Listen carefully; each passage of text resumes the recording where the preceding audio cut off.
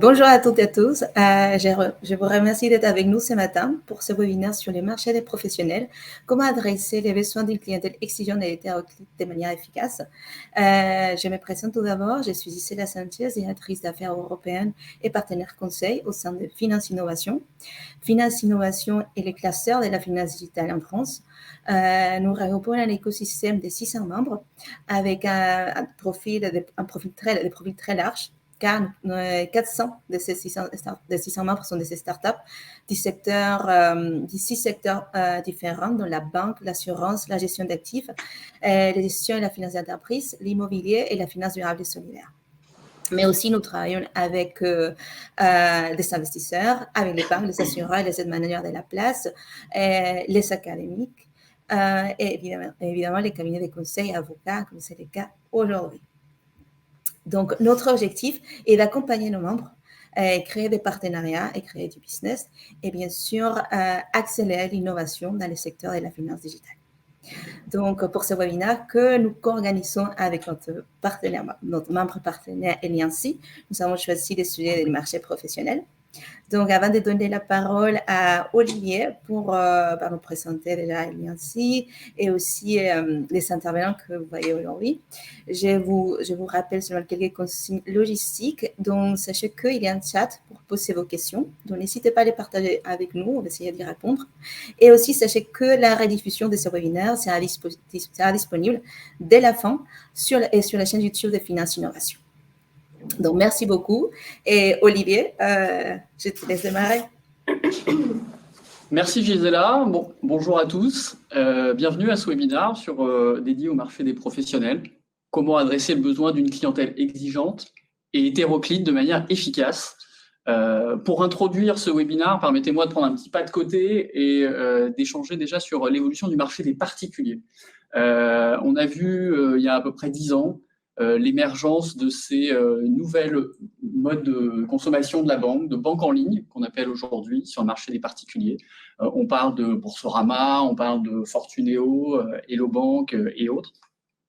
Et à l'époque, on les regardait arriver, alors c'était plutôt issu de la bourse en ligne et des courtiers, et certains pouvaient être dubitatifs sur la capacité à trouver son marché dans un modèle très digital, complètement distancié, où la conquête client se faisait davantage sur l'expérience, sur des parcours digitaux simples, sur une tarification optimisée, permise par ce modèle opérationnel très digitalisé.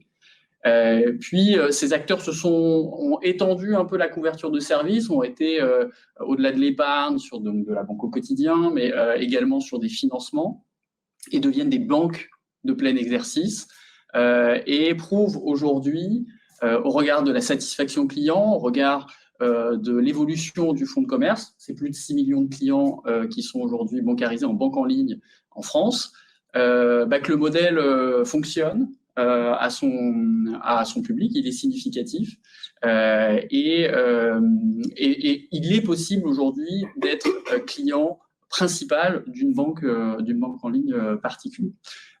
Et on voit dorénavant que certaines banques en ligne atteignent un équilibre financier, sont rentables, et donc le modèle a fait ses preuves sur les 10 dernières années. Le marché des professionnels arrive un petit peu en décalé. En tout cas, l'émergence de la banque en ligne sur le marché des pros est arrivée il y a 4-5 ans et connaît une évolution qui est assez analogue, avec un développement aussi de parcours très digitalisés, des tarifications transparentes, claires et optimisées, et ce modèle relationnel distancié. La particularité du marché des professionnels, et on va le voir, c'est qu'il est difficile à appréhender puisque très éclaté, et en particulier, aujourd'hui, ces banques en ligne adressent plutôt le bas du panier des petits entrepreneurs, des entrepreneurs individuels, et ils les adressent de manière digitalisée, mais ils les adressent aussi mieux que les banques traditionnelles aujourd'hui. Pourquoi ? Parce qu'ils vont plus loin dans les services financiers qui sont proposés, au-delà des services bancaires classiques, ils vous remontent la chaîne de valeur et adressent mieux les besoins de ces clientèles professionnelles.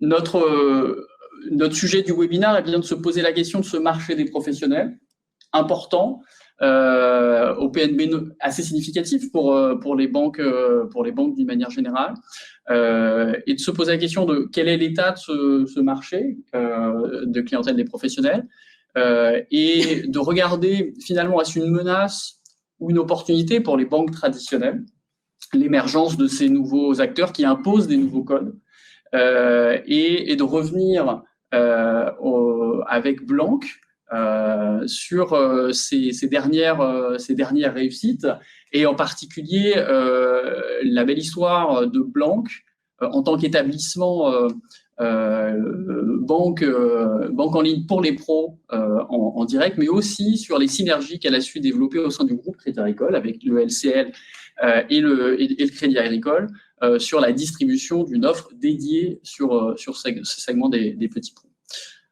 Donc, pour animer ce webinaire table ronde, donc Olivier Loup, moi je suis associé chez Elancy. Un petit mot sur Elancy. On est un cabinet de conseil en organisation et management qui est dédié aux services financiers.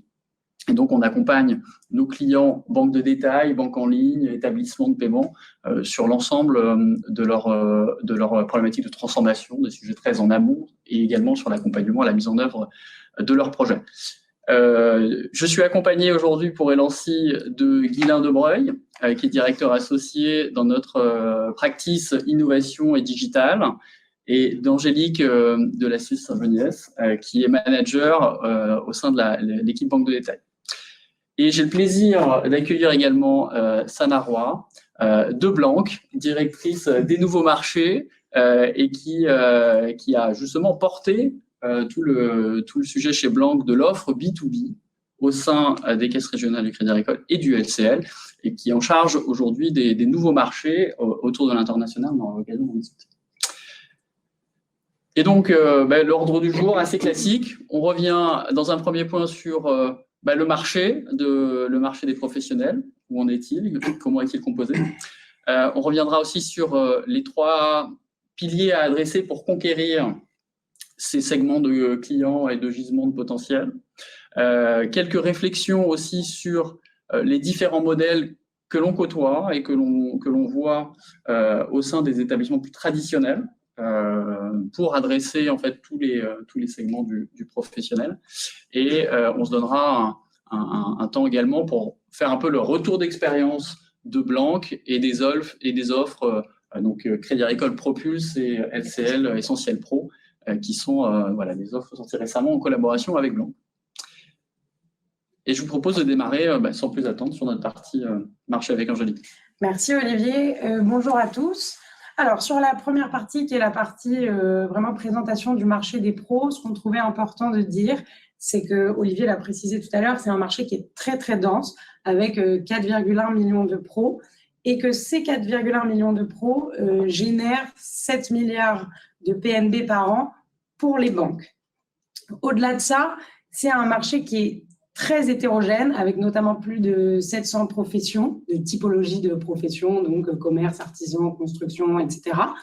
Et qui est très marqué par la micro-entreprise. Il y a 61% des créations d'entreprises aujourd'hui qui sont des micro-entreprises. Ça, j'y viendrai un peu plus tard.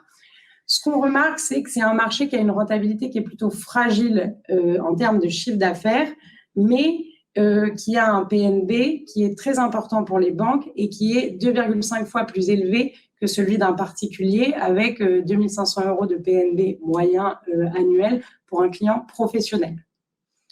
Donc, aujourd'hui, les micro-entreprises et les très petites entreprises, elles sont vraiment elles représentent vraiment le tissu économique français, puisqu'elles représentent 96% des entreprises, ce qui laisse quand même peu de place aux PME, très grosses entreprises. Et elles sont caractérisées, je l'ai dit précédemment, par une très, très forte hétérogénéité d'activité. Aujourd'hui, et depuis longtemps, on remarque que les banques traditionnelles segmentent pro et entreprises de manière à peu près similaire en fonction de critères qui sont les flux, le chiffre d'affaires et le nombre de salariés. Et elles n'adressent pas, sauf certaines qui sont historiquement positionnées sur des secteurs d'activité précis, elles ne font pas de distinction au sein du pro entre le petit pro et le un peu plus haut du pro. Et à l'inverse, les néobanques et les banques en ligne, elles n'ont pas une segmentation pro-entreprise, elles se sont plutôt placées sur le choix du client. C'est au client qui, en fonction de ses besoins, va choisir son offre. Donc, par rapport à ce que je disais tout à l'heure, c'est qu'on remarque que ce marché des professionnels, donc il y a un accroissement du nombre de créations d'entreprises, mais qui est majoritairement porté par le régime de la micro-entreprise. Le régime de la micro-entreprise, c'est un régime fiscal et juridique. Et en 2018, les seuils de ce régime-là ont été élevés, ce qui a vraiment favorisé son accélération. Aujourd'hui, sur les 4,1 millions de pros dont on parlait, il y a 2,5 millions de micro-entreprises. Et on est sur un record de création d'entreprises en 2022, avec plus d'1 million de créations d'entreprises, dont 61% de micro-entreprises. Le sujet qu'il y a avec la micro-entreprise, c'est que ça génère moins de PNB. Enfin, ce sont des pros qui sont moins rentables que les pros qu'on connaît plus traditionnellement. Ils génèrent 700 € de PNB versus ce que je vous disais précédemment, 2500 € en moyenne pour les pros. Et il y a 70% des micro-entreprises qui cessent leur activité dans les premières années. Donc, la complexité aujourd'hui, c'est de réussir à adresser ces clients-là. Pour les banques traditionnelles, d'adresser ces clients-là sans perdre en rentabilité. Et donc, on pense que le modèle du conseiller dédié, le modèle qu'on appelle classique, que Guilain vous présentera plus tard, est un modèle qui est compliqué. Il apparaît nécessaire d'adresser le marché de la micro-entreprise au point de vue de son volume, puisque c'est extrêmement nombreux et qu'on a besoin de ça pour rester leader. Enfin, les banques traditionnelles ont besoin de ça pour rester leader sur le marché des professionnels, mais en faisant bien attention à ne pas perdre en rentabilité, puisque ces micro-entreprises ont un PNB qui est limité.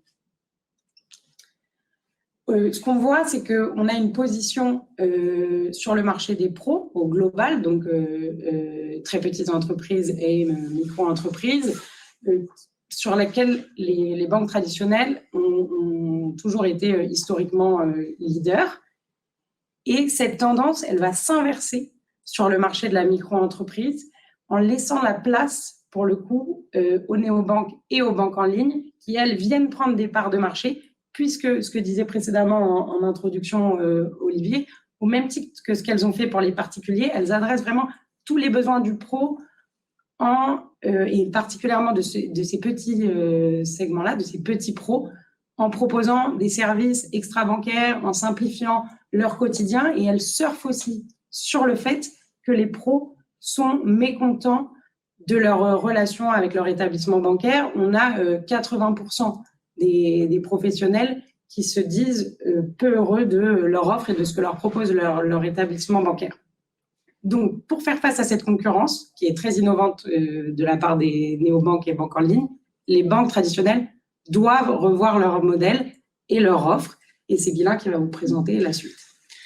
Et donc, face à ces constats, une multiplication des micro-entrepreneurs en volume et en flux, une concurrence accrue des néobanques et des banques en ligne sur ce marché qui ont adressé dans un premier temps les micro-entreprises et qui ensuite ont enrichi leur offre pour aller gagner progressivement des parts de marché sur le haut du pro et remonter la chaîne de valeur.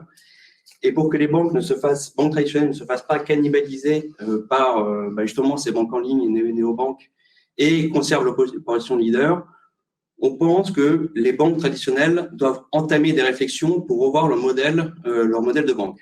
Et ces réflexions doivent se positionner autour de 3 grandes thématiques. Quelle stratégie et quelle segmentation client je souhaite adopter?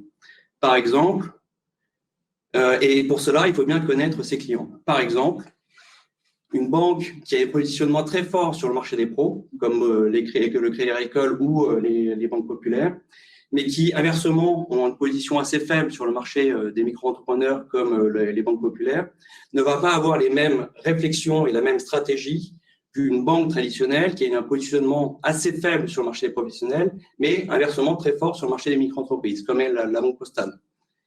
Pour l'un, ça va être comment je conserve ma position de leader sur ce marché en faisant de la conquête, mais tout en proposant un modèle opérationnel un peu différencié pour adresser ce marché des micro-entreprises qui est nécessaire pour conserver sa place de leader et gagner en part de marché. Pour l'autre, ça va être comment je mets en place un modèle efficace pour gérer la masse de mes clients, donc la banque postale, et inversement, libérer du temps à mes forces commerciales pour aller faire de la conquête sur le marché, le haut du pro, sur le marché professionnel. Et donc, pour cela, je vais devoir connaître qui sont mes clients, quel est mon taux de pénétration naturelle sur ce marché, comment je les segmente et définir ensuite une stratégie et une ambition sur ce marché. Ensuite, je vais me poser des questions, ça va amener des questions sur quel modèle relationnel, quel modèle distributif et quel modèle opérationnel je souhaite mettre en place pour adresser ce marché. Est-ce que j'ai un modèle unique pour adresser l'ensemble du marché de mes professionnels ou alors je mets un modèle différencié pour chaque segment de clients? Et c'est ces questions-là que sont en train de se poser la plupart des établissements historiques, les banques populaires, les Crédits Agricole, et on en parlera tout à l'heure avec Sana, et d'autres banques. Et donc, derrière ça, je vais définir quelle est mon organisation. Est-ce que je vais capitaliser sur mes assets technologiques et est-ce que j'ai les assets technologiques pour adresser l'ensemble de mes segments de clients? Et du coup, quel modèle relationnel je vais mettre en place derrière? Et ça, on en parlera juste après. Et enfin, le troisième pilier sur lequel je vais devoir me positionner, c'est quelle offre et quelle tarification et quelle animation commerciale je mets en place pour adresser l'ensemble des segments du marché des pros. Sur l'offre de produits, il y a plusieurs questions. Comment j'adresse les besoins bancaires de mes clients? Et donc, naturellement, les banques en ligne, on le verra, les banques traditionnelles, et on le verra, adressent plutôt bien ce marché avec des comptes, des cartes, du financement, de l'épargne. Mais aussi, comment j'adresse la partie extra-bancaire de mes clients avec des offres autour de la gestion de l'entreprise et le pilotage de l'entreprise autour de, on le verra tout à l'heure, mais autour de la gestion financière de l'entreprise, la gestion des factures, etc. Et là, je vais réfléchir à comment j'optimise mon modèle, comment j'apporte de l'innovation, j'injecte de l'innovation dans mes offres et du coup, je vais réfléchir à des partenariats, une logique partenariale dans une logique un peu open banking. Ensuite, je vais devoir réfléchir à mon modèle de tarification. Comment j'adresse l'ensemble des segments du marché des pros? Est-ce que j'ai une offre unique, une tarification unique et la seule différenciation, ça va être en fonction des flux gérés et c'est plutôt le modèle qu'on observait jusqu'à maintenant dans les banques traditionnelles. Ou alors, je vais adopter une approche un peu comme les néobanques et les banques en ligne, où je vais avoir une tarification ultra packagée, hyper claire, dans une approche opérateur téléphonique, où je paye un forfait et j'ai le droit à des services bien délimités. Et si je veux plus de services, je paye plus cher. Et donc, c'est des réflexions qu'on doit mener pour définir le modèle de banque. Et avant de réfléchir, comme je le disais tout à l'heure, avant de réfléchir au modèle de banque, il faut qu'on se positionne, il faut bien qu'on connaisse nos clients et comment on les segmente. Et ce qu'on identifie et ce qu'on observe sur le marché des pros, c'est que on catégorise les pros en fonction de deux grands critères. La complexité des besoins et des attentes relationnelles et le potentiel de rentabilité pour les banques. Si on se positionne sur cette matrice, en bas à gauche, nous avons les pros à faible potentiel et aux besoins simples. Ce sont des pros qui sont très nombreux, qui sont principalement dans le statut de micro-entreprise ou d'entreprise individuelle et qui ont des besoins simples, qui sont assez proches des clients part, autour des clients particuliers, autour des comptes et des cartes, et qui exercent leur activité à titre secondaire, parfois à titre principal, et qui ont peu besoin d'accompagnement. Et historiquement, c'est plutôt vers ce segment-là que se sont positionnées les banques en ligne et les néobanques.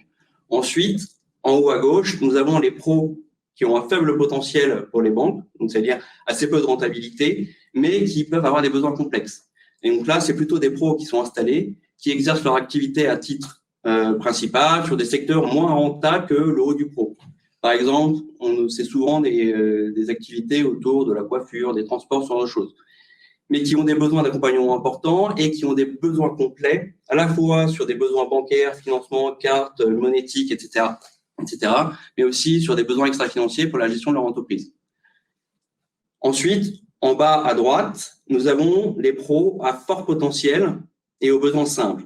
Et ça, ce sont plutôt des pros en lancement d'activité qui ont choisi de se lancer souvent dans un statut de micro-entreprise pour bénéficier du statut fiscal favorable et qui exercent leur activité sur des secteurs rentables, donc le service aux entreprises, les professions libérales, ce genre de choses, et qui ont des besoins d'accompagnement qui sont plutôt faibles au début, mais et des besoins plutôt simples.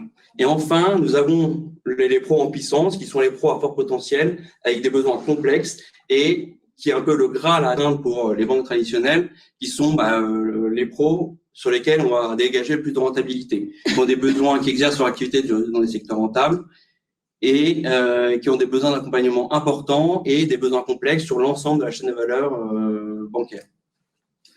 Historiquement, les banques traditionnelles adressent l'ensemble de ces segments, alors que les banques en ligne, néobanques, ont plutôt adressé le bas du pro, le pro à faible potentiel, donc la partie basse du graphique.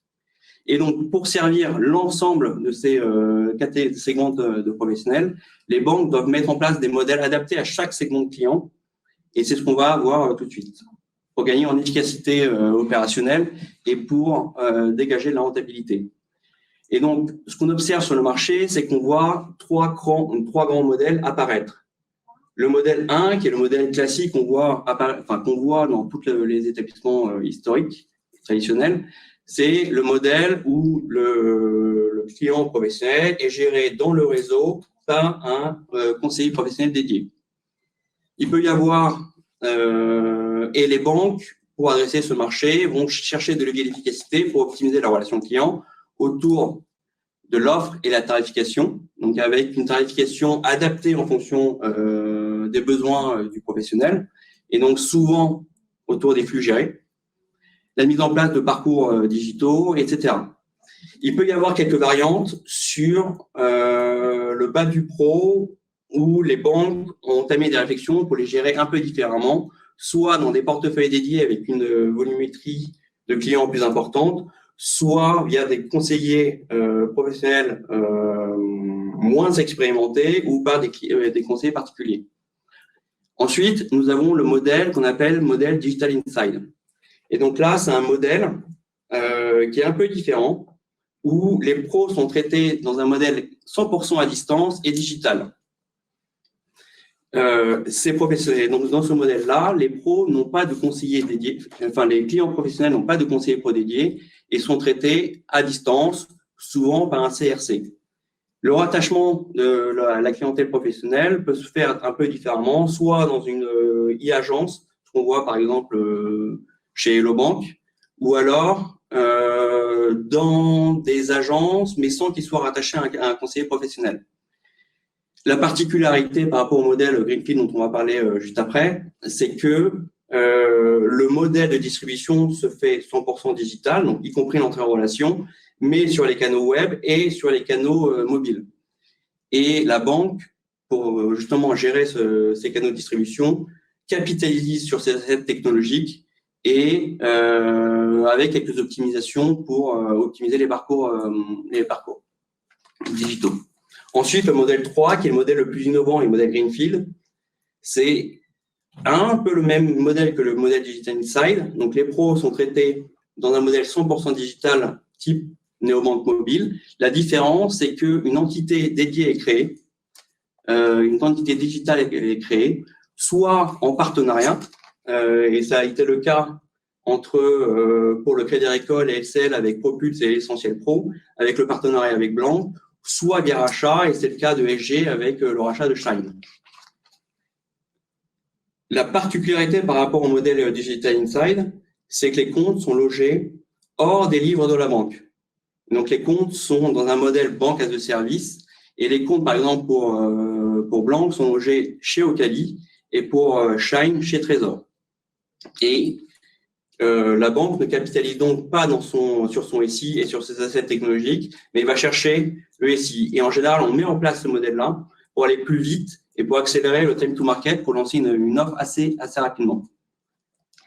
Donc, pour l'instant, en synthèse, ce que je comprends, c'est que ce marché des pros, une part très significative sont des petits pros, avec une très forte croissance. On l'a vu, sur 6 ans, ça a quasiment doublé en termes de croissance.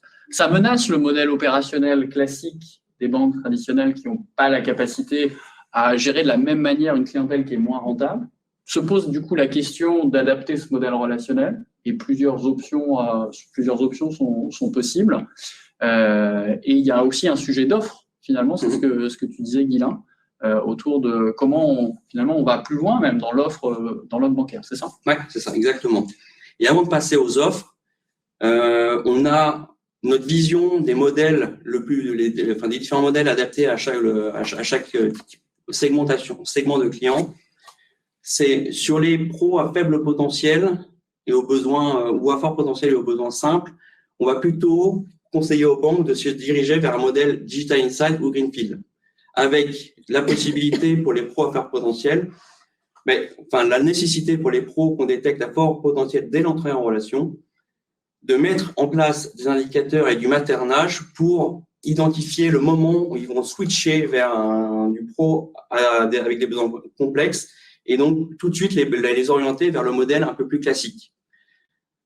Ensuite, pour les pros avec des besoins complexes, où il faut adresser l'ensemble de la chaîne de valeur des besoins, donc à la fois les comptes et les cartes, mais aussi le financement, la monétique, ce genre de choses, on va plutôt les orienter vers un modèle classique, mais avec, pour les pros à faible potentiel, mais aux besoins complexes, essayer de les orienter pour gagner en rentabilité et en efficacité vers le modèle Digital Insight ou Greenfield dès l'entrée en relation.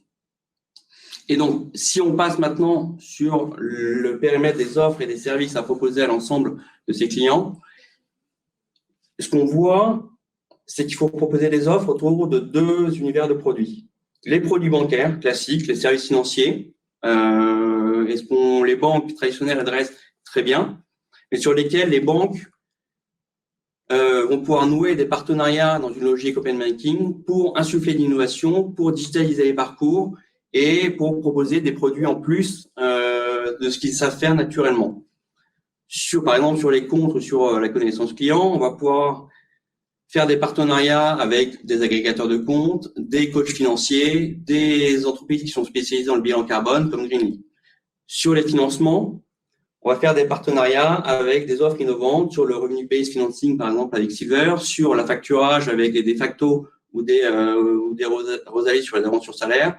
Sur l'épargne, on va chercher à apporter de l'innovation autour des cryptos, de l'épargne, le DAT, ce genre de choses qui sont parfois pas très bien gérées ou pas dans des parcours digitaux par les banques, etc. Sur les paiements et sur les flux, il y a plein d'innovations aussi à apporter sur les programmes de liquidité, sur le loyalty, sur tout ce qui est TPE, sur tout ce qui est gestion des flux sur les marketplaces, etc. Si on passe sur la partie extra-bancaire, ce qu'on observe, c'est que c'est souvent des offres qui sont assez proches en fait des besoins bancaires autour des flux, mais qui apportent un plus sur la gestion et le pilotage de l'entreprise. Il va y avoir des offres sur le pilotage financier de l'entreprise, donc la comptabilité, la trésorerie, la facturation. Et ce qu'on va apporter ces offres-là, c'est pouvoir rapprocher de manière automatique et simplifiée les flux bancaires avec la trésorerie, les flux de trésorerie, les flux de factures, etc. Et à chaque fois, en fait, les offres extra-financières sur lesquelles les banques, ces offres, ces univers-là vont se positionner, il y a toujours un lien avec un lien assez ténu avec la banque. Les gestions et les avantages RH, ça va être la gestion des dépenses de personnel, la gestion des dépenses professionnelles, la gestion des tickets restaurants avec des cartes, etc. Il va y avoir aussi des offres, et on l'a vu récemment avec BNP qui a mis un partenariat avec Legal Start sur les aspects juridiques pour accompagner les professionnels sur les démarches juridiques et administratives, sur la recherche d'aide et de subventions. Et donc, quand on réfléchit au modèle de banque innovant qu'on va devoir offrir à nos clients en France sur chacun des segments, il faut qu'on ait une réflexion globale sur l'ensemble de ces offres et l'ensemble de ces univers pour accompagner le client dans l'ensemble de ses moments de vie et répondre à chacun de ses pain points sur ces moments de vie. Et soit on peut réfléchir à des offres construites in-house, soit on va chercher des partenariats dans la logique open banking avec des fintechs, des acteurs spécialisés, des éditeurs de logiciels, etc. Et ça, on en parlera aussi avec Blanc tout à l'heure. Et donc, Et on le voit sur l'ensemble de ces univers de produits et services, ces offres innovantes ne sont pas toujours mises en place par des fintechs. Il y a des banques traditionnelles qui vont chercher à mettre des partenaires à des fintechs pour enrichir leur offre et pour apporter de la valeur aux clients. Et donc, voilà. Et donc maintenant, une fois qu'on a parlé de tout ça et qu'on a parlé de la théorie, je propose qu'on passe à la pratique et qu'on ait un retour d'expérience de Blank sur, justement sur ces offres et sur les services innovants qu'on peut mettre en place. Merci Guylain. Bon, Sana, parle-nous un petit peu de Blank. Comment a été raconte-nous un peu l'histoire peut-être de la création de Blank avant d'aller dans le détail du sujet. Oui, tout à fait. Donc, Blank a été créé pour exactement la même raison que présentaient Angélique et Guylain au démarrage de cette présentation. C'est que le marché était porteur. On note 1 million de créations d'entreprises, suivi Angélique, dont à peu près 60%, les 2 tiers, sont faits par des micro-entrepreneurs. Or, ces micro-entrepreneurs ou ces entrepreneurs indépendants, pour être un peu plus généraliste, ont très peu d'offres qui soient adaptées à leurs besoins, à leur taille et à leur activité. Et donc, quand on parle de besoins, qu'est-ce qu'on entend? Eh ben, c'est des clients qui vont être à la recherche plutôt d'un service 100% digital. Ils vont être friands de services qui vont aller au-delà de l'aspect financier, ce que tu citais aussi, Guylain, et puis qui vont aussi être très demandeurs en termes d'expérience client, d'avoir quelque chose de très digital, etc. Et donc, face à ce constat-là, les fondateurs de Blank se sont dit, bon, bah, très bien, on va mettre en commun nos compétences et on va leverager quelque part le startup studio du groupe Crédit Agricole, qui est la Fabrique, qui a été un vrai accélérateur pour lancer ou définir une réponse à ce besoin-là. Et donc, c'est comme ça qu'est né Blank en 2020, en plein confinement d'ailleurs, et qui a continué à progresser depuis. Donc, vous le voyez un peu à l'écran, l'entreprise a grandi très très vite.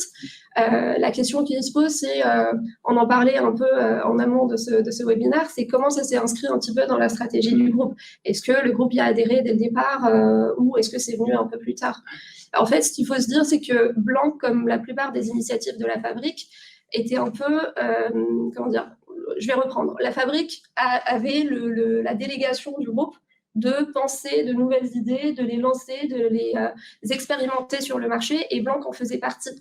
Donc au démarrage, clairement, le groupe voyait ça comme une initiative assez sympa, assez novatrice, mais qui continue de vivre sa vie et qui doit faire un petit peu ses preuves. Et le pari a été réussi puisque, vous le voyez à l'écran, l'entreprise a fait ses preuves. Donc, on a réussi à avoir un rythme de croissance très fort, très avancé, avec 600% de croissance l'année dernière, une forte satisfaction client, etc. Ce qui fait que très peu après, presque 1 an après la création de l'entreprise, finalement, le groupe et les banques du groupe se sont intéressés aux produits en soi et se sont posé la question de nous proposer votre produit, mais en marque blanche pour nos propres clients. Ce qui a donné naissance au projet marque blanche dont on parlera un peu plus tard. D'accord. Donc, en fait, ce que tu nous dis, c'est que à la base, au travers de la Fabrique, Blank, c'est une initiative parmi d'autres, mais sans vocation au départ d'être intégrée dans les offres.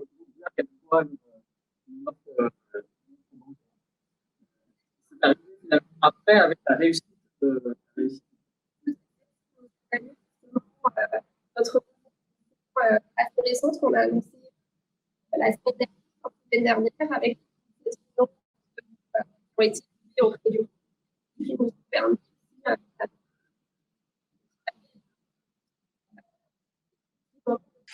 Alors, on a des petits problèmes de son, on vous entend pas trop. Je pense que ça doit être dû à la vidéo qui est lancée. Oui. Alors, on va juste attendre que la vidéo se termine. Est-ce que c'est mieux? Oui. Voilà, ça a haché. Si vous pouvez reprendre les 20 dernières secondes, du coup, désolé. Je peux reprendre ma réponse. La question, c'était de dire le groupe s'est à un moment intéressé au produit. Quand je disais, c'est en fonction quand on voit les résultats et très vite après la création, à peu près 1 an, le groupe s'est dit, finalement, c'est intéressant. Est-ce que c'est possible d'avoir ce produit-là en marque blanche pour nos propres clients, mais aussi ça nous a permis aussi d'avoir l'investissement du groupe. Ce que je disais quand le son a un peu haché, c'est que ça nous a permis de faire notre levée de fonds qui a été annoncée fin de semaine dernière de 47 millions d'euros. Et c'est une preuve de la confiance qu'on a du groupe dans notre entreprise. Et sur ce modèle de banque. Exactement. Et alors, on est passé un peu vite sur les chiffres, mais ils étaient quand même importants. Quand on voit un NPS à ce niveau-là, ça fait rêver pas mal de banquiers, j'imagine. Tout à fait. Et ce NPS, on le doit surtout à la force de la proposition de valeur du produit. Vous le voyez à l'écran, la vidéo est passée un peu vite, mais vous le voyez un peu à l'écran. C'est-à-dire que Blanc, c'est un peu le WeChat des indépendants. WeChat, pour ceux qui ne connaissent pas, c'est la super app qui va agréger, imaginez par exemple Uber, Doctolib, des services publics, Facebook, Instagram, tout intégré dans une même application où en fait le client peut tout faire sans sortir de cette application. C'est un peu le concept de super app. Aujourd'hui, c'est ce qu'on peut dire de Blanc, ou en tout cas ce vers quoi on tend, c'est d'être cette super app pour les indépendants où non seulement on va proposer un compte de paiement pour gérer tous les aspects financiers de façon assez complète, mais également des services de gestion. Donc, on propose à l'indépendant de quoi faire ses devis et factures, de quoi automatiser ses déclarations URSSAF, de quoi gérer aussi ses assurances professionnelles. Donc, on va vraiment accompagner l'indépendant de la création de son entreprise. Je ne l'ai pas évoqué, mais on propose aussi le dépôt de capital, jusqu'à la gestion de celle-ci et de façon très, très fluide avec les bons standards de l'expérience client. Je propose que tu nous parles un petit peu du modèle opérationnel singulier de Blanc, qui est assez atypique. Donc, je te laisse pardon, excuse-moi la main, Sana. Pas de problème. Donc, faut savoir que ce modèle-là, il repose sur 4 piliers principaux. Donc, première chose, c'est le 100% digital. Vous l'avez compris, on est une néobanque. Alors, on n'a pas trop le droit d'utiliser ce terme-là, mais je veux dire, on est une banque digitale, voilà, qui propose une expérience 100% online. Donc, la question qui s'est posée, la question en fait ne s'est même pas posée à la création de Blanc, c'est-à-dire que, certes, on n'avait pas les moyens de développer un réseau d'agences, mais surtout, on croyait en ce modèle, je vous le disais tout à l'heure, ça correspond aux besoins de la cible qu'on adresse. Donc, c'était un no-brainer pour nous, il fallait qu'on soit présent, que notre produit soit présent sur le digital, mais aussi qu'il soit au meilleur standard de l'expérience client. Donc, on a mis en place ces éléments-là, mais vous allez me dire, ça ne nous différencie pas trop des autres acteurs digitaux. Certes, des banques traditionnelles. Donc, on a aussi travaillé sur les autres piliers. Donc, l'aspect réglementaire. Pareil, quand on lance une banque digitale, la question qui se pose, c'est comment faire pour l'agrément? Est-ce qu'on va le chercher nous-mêmes ou est-ce qu'on passe par un modèle de mandat d'agent? Donc là, on a un peu fait comme nos autres, on va dire, concurrents. Le plus simple, et pour accélérer le time to market, c'était d'être agent d'un établissement de paiement. Donc, on a fait le choix d'être agent d'Ocali, qui s'appelait à l'époque SFPMEI. Sauf qu'on a décidé de le faire quand même à notre manière, dans le sens où on a deux spécificités. La première, c'est qu'on a choisi de dissocier l'aspect tech de l'aspect agrément. Donc, on a choisi de partir avec 2 partenaires différents. Sur l'aspect tech, j'entends par là le core banking system. D'accord. Donc là, on est parti avec un partenaire qui s'appelle Bankable, qui nous accompagne jusqu'à aujourd'hui. Et sur l'aspect agrément, on a choisi du coup Ocali, comme je disais tout à l'heure. Ce qui nous a permis derrière d'avoir aussi la main pour construire notre KYC de façon très autonome. Et aujourd'hui, en fait, quand on l'a construit, on est allé se brancher aussi à d'autres partenaires sur des parties assez spécifiques. Je disais Bankable pour le core banking system, mais aussi Hubble sur de la vérification d'identité à distance, etc. Mais ce qui nous a permis d'être assez autonome aussi dans la gestion de ce KYC. Et surtout d'accumuler l'expertise de gestion de l'entrée en relation sur le digital. Donc ça, c'est la première spécificité. Et juste pour compléter, contrairement à d'autres acteurs qui vont partir avec uniquement Trésor ou Swan, qui consolident un peu tous ces aspects-là. Exactement. Deuxième spécificité, c'est que très vite après, Et c'est normal, c'est poser la question de OK, maintenant que c'est créé, que c'est lancé et que les résultats sont là, est-ce qu'on ne va pas chercher notre propre agrément? Ce qui s'est passé, c'est qu'à l'époque, Ocali, qui s'appelait SFPMEI, était en vente. Donc, nous, ce qu'on a fait, c'est qu'on a convaincu nos actionnaires que c'était une bonne idée, au lieu d'aller chercher notre agrément, de racheter en fait l'établissement de paiement qui détenait cet agrément.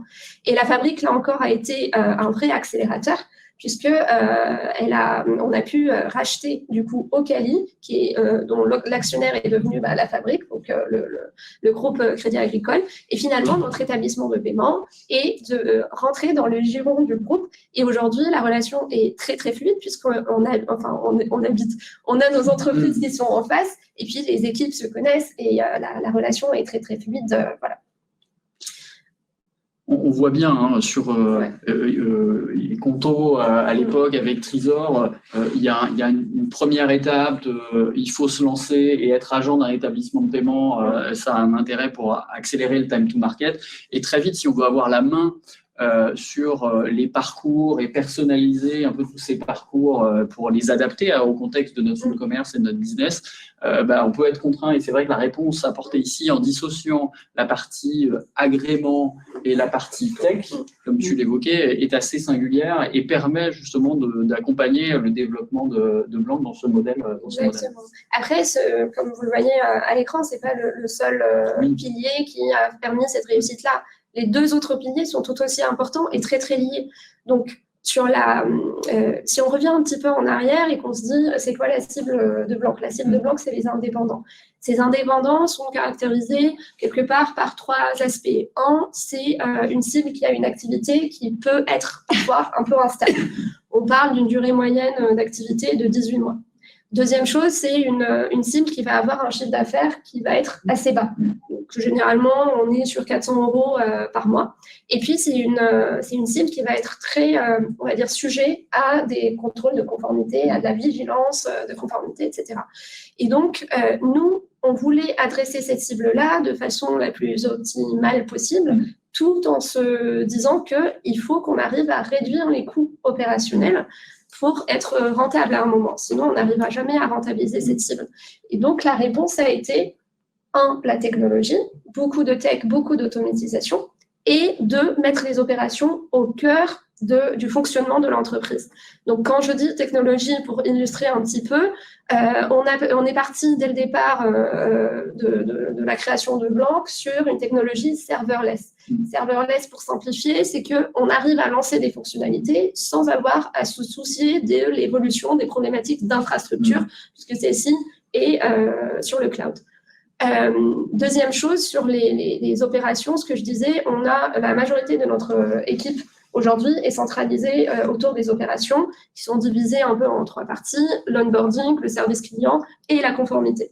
Et on a un quart de notre équipe produit qui adresse uniquement les besoins des opérations pour automatiser tous les process, ce qui fait qu'aujourd'hui, on arrive très facilement à avoir un coût informatique de 12 centimes par compte par mois pour gérer nos clients. Et au-delà de ça, le coût complet, on va très facilement être en dessous des 100 €, là où des banques traditionnelles, pour adresser la même cible, vont être plutôt entre 300 voire 500 €. Donc voilà, c'est ce qui fait aujourd'hui la particularité, mais aussi la force de notre organisation. Donc un modèle opérationnel 3 à 5 fois moins cher qu'un modèle traditionnel pour adresser ces petits pros qui sont effectivement moins rentables, donc c'est complètement adapté.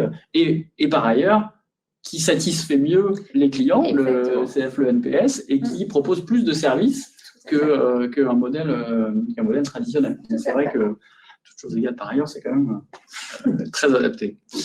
Est-ce que tu peux nous parler un petit peu de l'offre marque blanche et finalement ce projet qui a été engagé ces derniers mois avec le Crédit Agricole et le LCL? Tout à fait. Donc j'en ai parlé tout à l'heure. Vu la croissance de Blanc, les résultats qui étaient au rendez-vous, la plateforme qu'on a construite a commencé à attirer l'attention du groupe et notamment les banques distributrices. Je parle des 39 caisses régionales et du LCL qui se sont rapprochés de nous et qui nous ont demandé quid de proposer votre produit en marque blanche. L'avantage pour eux de travailler avec un acteur tel que Blanc, au-delà de rester dans le giron du groupe, c'est de bénéficier d'une offre différenciante pour adresser, on l'a dit, un segment qui est très porteur sur le marché. Deuxième chose, c'est de bénéficier d'un produit qui est déjà éprouvé, puisqu'on avait déjà 1 an d'existence et encore une fois, les résultats étaient au rendez-vous. Troisième chose, c'est de bénéficier, et ça, c'était très, très apprécié au niveau du groupe, d'un time to market très accéléré, puisqu'on a lancé ce produit-là, cette offre-là, en 9 mois. Et quand je dis cette offre, on reviendra peut-être plus tard dessus. On n'a pas lancé une offre, on en a lancé 2 pour les 2 banques, avec une application, un site web. Donc, on était sur 2 applications de site web et 4 offres en vrai, en 9 mois. Donc, ce qui a été très fortement apprécié. Et puis, forcément, ça améliore aussi l'image de marque de ces banques au niveau du marché. Donc, pour Blank aussi, c'était très intéressant puisque ça nous mettait évidemment au centre du fonctionnement du groupe. Donc, qu'est-ce qu'on a fait sur ce produit-là? On a construit le produit donc en lançant 2 nouvelles plateformes bancaires. On les a habillées aux couleurs des banques, vous le voyez sur l'écran, et on les opère aujourd'hui. Donc, on les opère bien évidemment en marque blanche. Maintenant, ce qui a été à la charge des banques distributrices, c'est vraiment l'aspect marketing et commercialisation. Donc, chaque banque avait la main pour définir sa stratégie de commercialisation. Est-ce qu'elle voulait miser uniquement sur de l'acquisition digitale ou est-ce qu'elle voulait aussi j'utilise beaucoup d'anglicisme, mais s'appuyer sur son réseau d'agences pour promouvoir l'offre qui est, je le répète, 100% digital aussi pour ces banques-là. Et donc, en 9 mois, donc en octobre 2022, on a lancé ces offres-là et qui continuent de faire leurs preuves sur le marché, puisque, la question qui s'est posée aussi, et c'est normal, c'est légitime, quand cette marque blanche a été lancée, c'est de se dire, quid de la cannibalisation? Pourquoi calquer un produit qui existe déjà et lancer quelque chose de similaire? Et bien finalement, le besoin ou la stratégie du groupe, c'était de dire on va venir étendre notre territoire de marque. Et en fait, ça a été un pari complètement réussi, puisque quand on voit les chiffres aujourd'hui, les résultats, ça n'a absolument pas freiné le rythme d'acquisition de Blank, puisqu'on a continué à augmenter notre nombre d'ouvertures de comptes par mois. Deuxième chose, c'est que ça n'a absolument pas impacté notre CAC, qu'on a continué à maîtriser. Et troisième chose, aujourd'hui, quand on voit les chiffres, Propulse, par exemple, fait exactement le même nombre d'ouvertures de comptes que Blank. Donc, on voit qu'il y a un besoin, qu'on attire vraiment des cibles différentes. Les clients qui vont venir chez Propulse, c'est des clients qui vont être fortement attirés, par la marque Crédit Agricole, et deuxième chose, par le fait de se dire j'aurai plus simplement accès à des offres en agence quand mes besoins vont évoluer. Tu le disais tout à l'heure dans les besoins des pros, quand ils vont devenir plus complexes, je vais avoir plus de facilité à accéder à une offre en agence. Et quand on les a sondés, pour vous donner un chiffre, 9 clients sur 10 de Propulse n'ont absolument pas comparé l'offre à Blank au moment de la souscription. Donc, clairement, c'est un pari réussi. D'accord. Donc, là, les clients de Propulse, par exemple, sont des clients au Cali, derrière une marque blanche, en fait, Blank. Comment ça se fait? Il y a un partage de la valeur, du coup, entre Blank et le Crédit Agricole, les caisses régionales, du coup. Tout à fait. Juste pour simplifier, alors, il y a le modèle juridique, il y a l'aspect commercial. Clairement, en termes de modèle juridique, oui, les comptes de ces clients-là sont ouverts dans les livres d'Ocali. Maintenant, l'aspect commercial, les clients sont la propriété de la caisse régionale de rattachement ou du LCL pour l'offre LCL. Oui, il y a certainement un partage de la valeur derrière. Je ne peux malheureusement pas donner les chiffres exacts, mais oui, il y a une partie de la rémunération qui revient en Blank pour rémunérer quelque part, l'opérabilité du service, mais aussi la plateforme qui gère en fait ces clients-là, et une part qui revient à la caisse régionale ou LCL, quelque part à un modèle, on en parlait tout à l'heure, d'apporteur d'affaires. Donc, forcément, il y a une rémunération qui est partagée. Tu nous parlais du fait qu'il y avait 2 offres pour chaque enseigne. On comprend que c'est le fait de pouvoir élargir sa gamme et pouvoir mieux adresser pour ces caisses régionales des prospects dans ce modèle de banque distancié et avec toute la couverture de services que tu évoquais. C'est quoi cette deuxième offre que vous avez développée? Alors, c'est vrai qu'on en parle assez peu, mais comme je disais tout à l'heure, on n'a pas lancé 2 offres, on en a lancé 4. Donc, il y a l'offre Propulse by CA LCL Essentiel Pro qui est un peu à l'image de Blank, c'est-à-dire un compte, une carte et des services de gestion. Cette offre-là a été considérée comme une offre de conquête pour ces banques-là, d'accord? Et en même temps, en fait, ces banques avaient déjà dans leur base client des entrepreneurs qui étaient aussi dans le, friands de services de gestion. Et donc, il a fallu aussi apporter une réponse à ces clients-là. Et donc, on a réussi, côté Blank, à proposer une offre où on a dissocié les services de gestion du compte de paiement et on est venu les proposer en option, donc une offre d'équipement, ce qu'on se disait, pour les déjà clients du Crédit Agricole ou les déjà clients du LCL. Et tout simplement, ils arrivent sur l'application, ils connectent leur compte Crédit Agricole ou leur compte LCL et automatiquement, ils bénéficient des services. Et donc, cette offre-là, elle est directement commercialisée par le réseau du Crédit Agricole, donc les 39 caisses, ou par LCL auprès de leur base client existante. Donc, c'est à la fois une offre de conquête et à la fois une offre de fidélisation, d'engagement pour le fonds de commerce, existant. Je regarde l'heure qui tourne pour être sûr d'être à peu près dans le timing. On aurait beaucoup de questions à poser. Peut-être une question sur, finalement, là on est en plein dans la complémentarité, banque traditionnelle, fintech. C'est quoi pour toi un peu les facteurs clés de succès et les écueils peut-être que vous avez rencontrés dans ce projet ambitieux, mais qui a été tenu en 9 mois, donc qui est assez impressionnant. Complètement. Alors la première chose, c'est que quelles que soient les difficultés, c'est possible, ça se fait.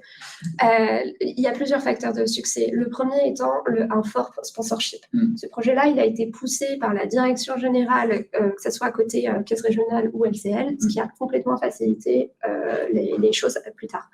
Deuxième chose, c'est d'avoir une équipe dédiée. Alors non seulement une équipe dédiée, mais aussi les compétences et une volonté d'y arriver, de collaborer. Donc, côté Blank, on y a dédié une équipe que je portais à l'époque. Et puis, côté LCL et côté Crédit Agricole, il y avait également des équipes en place. Troisième point, je dirais beaucoup de synchronisation. En fait, le groupe est grand et on n'est pas sur les mêmes, modalités de fonctionnement. Donc, il faut beaucoup de communication. C'est-à-dire qu'il m'est arrivé qu'à chaque réunion, il y avait forcément quelqu'un qui arrivait en plein milieu, qu'il fallait onboarder. Donc, c'est très important, beaucoup de communication, beaucoup de synchronisation. Et je dirais le quatrième, ce serait, une capacité de médiateur, c'est-à-dire qu'on est sur 2 univers culturels très différents entre Blank, la start-up, et les banques traditionnelles déjà établies. Tu travailles avec 40 banques. Exactement. En fait, en face, on avait 40 clients et donc les 39 caisses régionales et LCL, et c'était très compliqué d'arriver à un consensus. On avait un time to market à respecter, qui était de 9 mois. Et donc, il fallait vraiment avoir une espèce de capacité de médiation parce qu'il fallait savoir dire non parfois, parce que si on rentrait dans les besoins spécifiques de chaque caisse, en fait, on ne s'en sort pas, on ne sort jamais l'offre en 9 mois. Donc, il a fallu un petit peu batailler là-dessus et ça s'est très bien passé. Et je dirais quand même un dernier point, quand on a une multitude de clients comme ça, ce qui a aidé côté caisse régionale, c'est d'avoir des caisses pilotes. En fait, on en a sélectionné 5 avec l'aide de CASA, qui est l'entité du groupe, pour nous accompagner dans la construction du produit. Ce qui a fait que ces caisses-là ont été partie prenante de la définition du produit et tout au long, nous ont partagé leur feedback. Et c'est très important parce qu'au final, c'est elles qui allaient commercialiser en leur nom cette offre-là. Donc voilà, globalement... Et qui sont promoteurs au sein des autres caisses régionales pour porter le projet et faire la com. Après, il y a d'autres facteurs, mais je dirais que ça, c'est les plus principaux. Merci Sana. Alors, peut-être qu'on se laisse 5 minutes pour des questions. Je ne sais pas si Clément, tu peux nous faire le retour. Merci de vos questions en tout cas. Pas de problème. Oui, donc dans le chat, n'hésitez pas à écrire vos questions pour nos intervenants. On peut commencer par une première question pour Blank. Allez-vous développer votre activité B2B avec d'autres clients?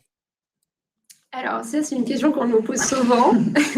Alors, la marque Blanche a été une excellente expérience, mais ce n'est pas une ligne business pour nous. Par contre, elle nous a permis de créer nouvelle ligne business qui est ma direction, la direction des nouveaux marchés. L'idée étant de capitaliser sur cette expérience de lancer une nouvelle plateforme bancaire, d'adresser quelque part un nouveau marché. Là, c'était avec un nouveau business model, mais plutôt de l'utiliser pour se développer sur de nouveaux marchés à l'international. Dit comme ça peut paraître un peu différent comment on fait. Enfin, ça n'a rien à voir. À l'international, on y va avec notre marque et puis là, on était en marque blanche. En fait, c'est assez similaire dans le sens où on est sur le développement d'une nouvelle plateforme bancaire. Deuxième chose, c'est il faut une équipe dédiée. Il faut connaître un peu les spécificités, c'est-à-dire quelque part, on lance un nouveau marché à l'international. On ne peut pas juste calquer le modèle français et le copier-coller comme ça. Il y a des spécificités aussi à respecter ou à penser. Donc, quelque part, ça nous a aidé à lancer cette nouvelle ligne business. Et aujourd'hui, ma direction, elle est plutôt concentrée sur le développement de nouveaux marchés à l'international, en commençant par l'Italie, qu'on a annoncé aussi cette semaine en communiqué de presse. Tout à fait. Parfait, merci beaucoup. On a une question de Jérôme aussi, donc toujours pour Blanc. En 2017-2018, les fournisseurs de Core Banking System et BAS annonçaient un objectif de 60 € par an de coût par compte avec un ETP pour 10 000 comptes. Est-ce comparable avec vos stats aujourd'hui? Sachant que 100 € est à son sens une très belle performance. Voilà, en fait, ce que je peux dire, c'est qu'en termes de coût complet, quand je dis coût complet, c'est informatique, support, conformité, vraiment tout. On arrive très facilement à être en dessous des 100 €. Je ne pourrais pas forcément rentrer dans le détail des chiffres pour le Core Banking System en particulier, mais on arrive à avoir des coûts assez bas, ce qui est une bonne chose, puisque sinon, on ne visera jamais la rentabilité. Forcément, merci beaucoup. On a une question sur la roadmap. Alors, ça répondait un petit peu avec la question d'avant. Je ne sais pas si tu as quelque chose à rajouter dessus. Alors, la roadmap de Blanc, de développement, oui. Ouais. Alors aujourd'hui, non seulement on est concentré sur enrichir et toujours améliorer notre produit, notre positionnement ici en France, mais comme je disais, moi, principalement, je m'occupe de notre développement à l'international. Et donc, ce que j'ai dit, c'est que aujourd'hui, on est concentré sur l'Italie, donc on vise on a déjà créé ou ouvert des bureaux là-bas et on vise un lancement d'activité d'ici fin d'année. Ensuite, on verra. On a une roadmap d'expansion à l'international.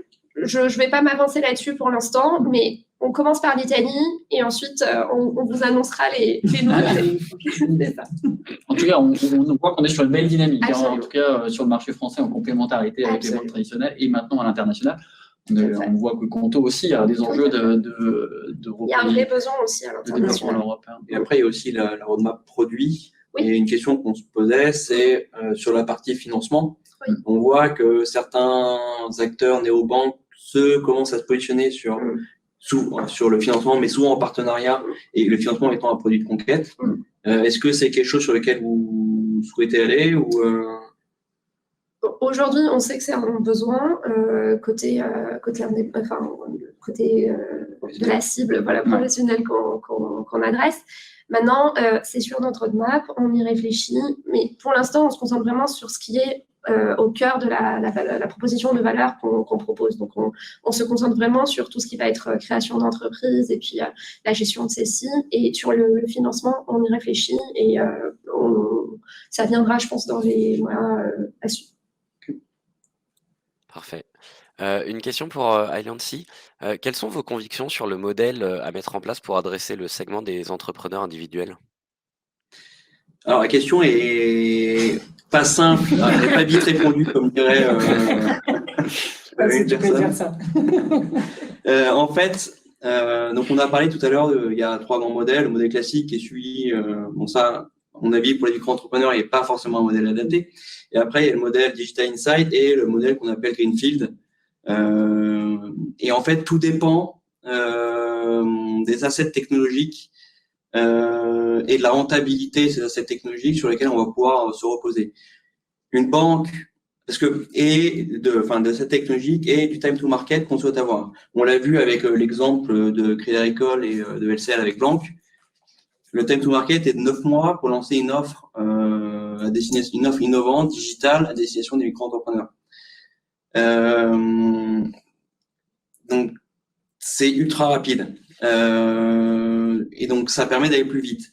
En revanche, si on a un peu plus de temps et qu'on souhaite garder la relation et l'autonomie sur la création de services, on ira plutôt vers un modèle Digital Inside, mais ça veut dire qu'il faut faire évoluer ces assets technologiques. Donc, à la fois la partie core banking pour qu'elle soit plus agile et qu'on puisse ajouter des services, des fonctionnalités assez rapidement, mais aussi la partie digitale pour pouvoir proposer des parcours self-care sur tous les parcours, y compris l'entrée en relation. Et du coup, les banques sont un peu en retard sur ces aspects-là, et donc ça va prendre un peu plus de temps parce qu'on sait que les banques traditionnelles, elles ont un legacy system qui est assez important et sont moins agiles et vont moins vite. Et donc, il faut mettre le curseur entre je veux garder mon autonomie, je veux garder mes clients au sein de mes livres. Et donc, on irait plutôt dans un modèle Digital Inside, mais qui va prendre un peu plus de temps. Ou alors, un modèle Greenfield où je veux aller plus vite et lancer rapidement une offre sur le marché à destination du micro-entrepreneur. Donc, c'est vraiment en fonction de ce qu'on souhaite et de son ADN. Donc, c'est une réponse de Normand, peut-être mon Pour ne pas se fâcher avec Sana. Et c'est pour pas se fâcher avec Sana. Parfait. Et pas se fâcher avec certains clients qu'on a pu accompagner. Sana, une autre question. Quel partage de la valeur entre le LCL et Blank? Alors, je crois que j'y ai répondu juste avant. Ok, pardon. Je peux, non, il n'y a aucun souci. Sur le partage de la valeur, sans donner de chiffres, il y a effectivement un mécanisme qui est en place pour que Blank puisse être rémunéré sur l'usage de sa plateforme et sur l'opérabilité du service, puisque, comme je le disais tout à l'heure, on opère le service également en marque blanche. Et puis, il y a une part qui revient à la caisse régionale de rattachement, côté Crédit Agricole, ou au LCL, pour rémunérer quelque part l'apport d'affaires. Oui, effectivement, autant pour moi. On a à peu près fait le tour. J'ai une dernière question un peu plus triviale, mais pourquoi pas. Curiosité sur le choix du nom de Blank? Ah ok. Alors, question piège. Imprévu celle-là. Ça s'exporte. Voilà, exactement. En fait, ça a été le fruit de beaucoup de brainstorming au niveau de l'équipe Blank. En fait, on voulait un nom qui soit, comme tu disais, Angélique, exportable, facilement prononçable, quel que soit le pays. Deuxième chose, quand on y pense, Blank, en anglais, c'est blank. Blank, ça veut dire blanc, enfin feuille vierge. Et en fait, la cible qu'on adresse, c'est les indépendants, c'est les créateurs d'entreprises qui commencent justement d'une page blanche. Et quelque part, ça résonnait très bien. Et puis, c'était facilement prononçable, comme je disais. Donc, voilà. Presque poétique. En plus. Presque poétique. Tout à fait. Parfait. Voilà, Rodolphe, vous avez Il y votre avait réponse. une troisième raison, c'est que quelque part, on a Blank, banque, voilà, ça reste, ça résonne un petit peu sur cet aspect-là. Parfait. De mon côté, on est tout bon. Merci. Merci Clément, merci Gisela. Merci beaucoup à tous les quatre. Merci Sana, merci Angélique, merci Guilain. Comme convenu, on vous envoie aux participants, je crois, et aux inscrits le lien du replay. On ne manquera pas de mettre à disposition le support également et avec plaisir pour prolonger les échanges. Vous aurez les coordonnées de tout le monde. Donc, merci à tous et très bonne journée. À bientôt. Bonne journée. Merci à tous. Merci. Bonne journée à tous. Au revoir. Bonne journée. Au revoir.